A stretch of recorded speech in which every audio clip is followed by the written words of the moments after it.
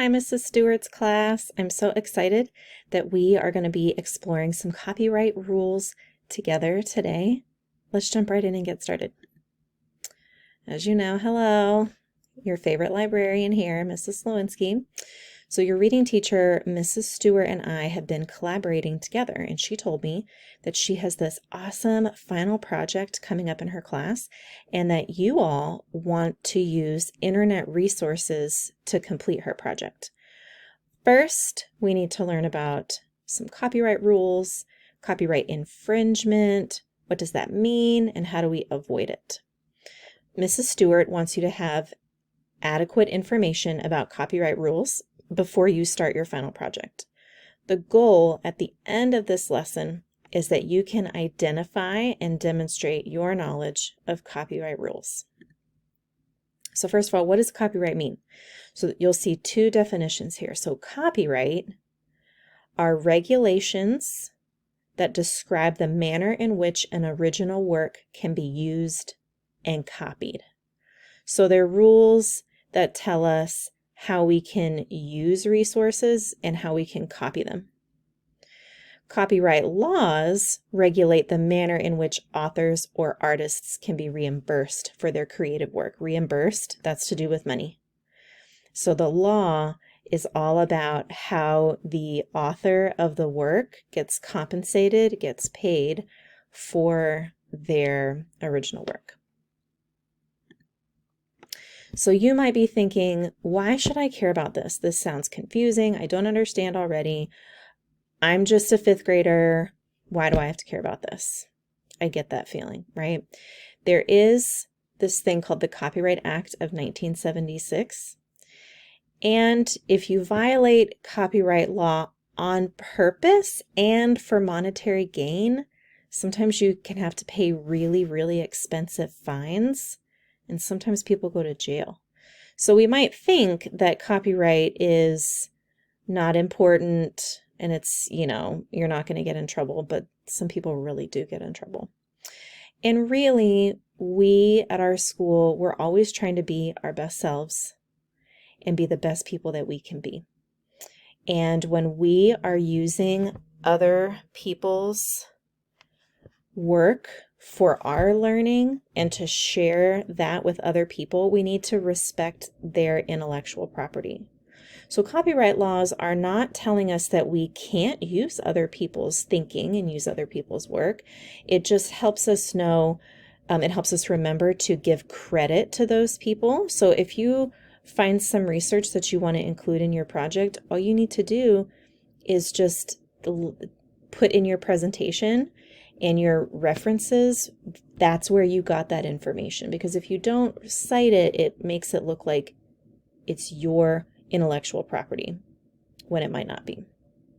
So that's a little bit about why you should care about these things.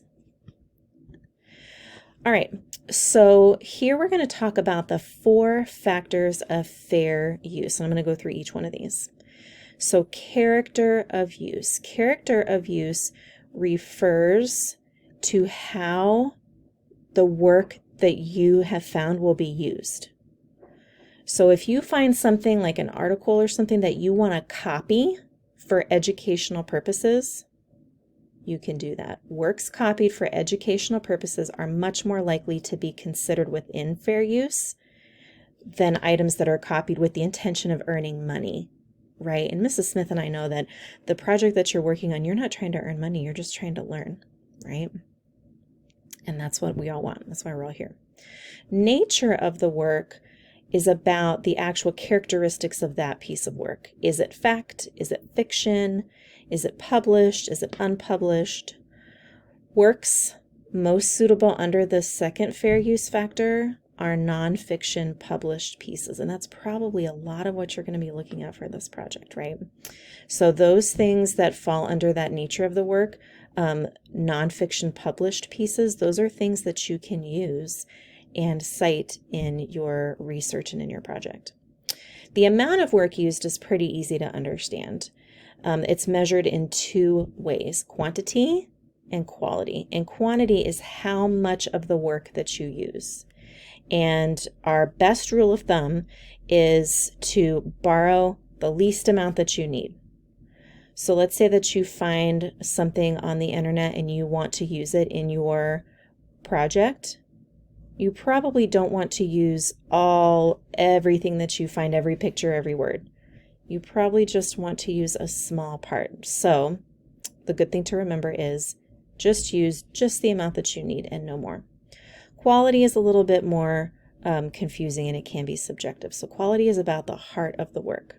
So even if you copy a small part, but it's the most important part of the piece, that might not be allowed to be copied if it's the heart of the author's work or the author's message. So 4 factors of fair use are the character of the use, the nature of the work, how much of it you're using, and then the last one is effect on the marketplace. And this is all about monetary gain. Will what you borrow affect how much money the owner of the work's copyright can earn from selling that work? So if the copyright owner might lose money because of how you're using it, then that would not be allowed. Mrs. Smith and I know that you are not going to be using any of this to make money, but this is important to know, and it's a really important part of copyright laws. Let's keep going. So here are some ways that you can use internet resources responsibly. So all that information I just gave you, that's some background about some definitions and some terms and, those 4 factors of fair use. So now what I'm going to go through with you are tips for how to use resources on the internet responsibly. So the first thing I want to talk to you about are age restrictions. Some websites are going to ask you your age. Are you over or under 13? Because depending on that answer will depend possibly on whether you can use any of the website, or the website might restrict part of what you are able to view. So if a website asks for your age, tell the truth. Don't lie. Don't say, oh, I'm going to say that I'm 25 so I can see everything. Be honest and be truthful. If a website does ask for your age, and you are honest and say that you're 10 or 11, let Mrs. Smith or I know, and we can help you navigate through that site. Okay. The places that you're going online to do your research, you should not be asked to create any accounts. And if you are asked to create an account, let Mrs. Smith or me know, because our school might already have an account with that website. So I might be able to give you our school account information to help you log in and get further information and be able to see more on that website. If it does ask you to create an account and Mrs. Smith and I think that that website would be really beneficial to your research, then you would have to get permission from your caregiver to create an account. So then we can work with your caregivers at home, whoever your grown-ups are at home, and if we all agree that this would be beneficial to your learning and your research, then your caregiver at home can help set up an account with you. But Mrs. Smith and I are here to help you. And so if you get to a page, or if you get to a website that wants you to create an account, let us know, because we can look at it and help guide you whether we think that would be a beneficial site for you to explore or not. Don't ever give any personal information. If a website asks for your name or asks for your address, anything like that, never give any of that away. All material on the internet is copyrighted, even if it doesn't have the copyright symbol, unless it specifically says that it's not copyrighted. We treat all materials on the internet the same way we do print materials. So anytime you're doing your research on the internet, just assume that that material is copyrighted. Do you know that emails are covered by copyright? I didn't know that when I first started learning about copyright, but it is. An email is considered an original work. And you can make just one copy for yourself, but you cannot forward that email or copy that email more than once without permission from the author. So let's say that in your research, you want to write a fellow researcher out in the world and ask them a question through email, and they respond back to you with an email. You can cite their email in your work, but you can't print copies and give it to all your friends and family unless you have permission from the author. All right, so in your research, you might want to download some articles. So here is some information about that. What is allowed to be copied, like physical copies, are articles that you can find from a newspaper's website. Okay, so that's why it's really important to know what website you're looking at. What's not allowed to be copied is if the article has an individual byline, if it's a copyrighted article, or if the article comes from the educational market. Like if you're on Scholastic Magazine, you're not going to be able to copy that article, like make a physical printed copy for yourself. You can use that research and cite that information in your project, but you can't make a copy of it. All right, so after you're done with your project, Mrs. Smith and I talked about maybe putting your work out there on our website. In order to do that, we would have to have permission from you and from your caregiver. And that includes anything like this project you're doing, any poems or essays or artwork, because guess what? The work that you're doing, it's your original work. And so if we want to put it on the internet for other people to see, we would need your permission and your caregiver's permission to do that.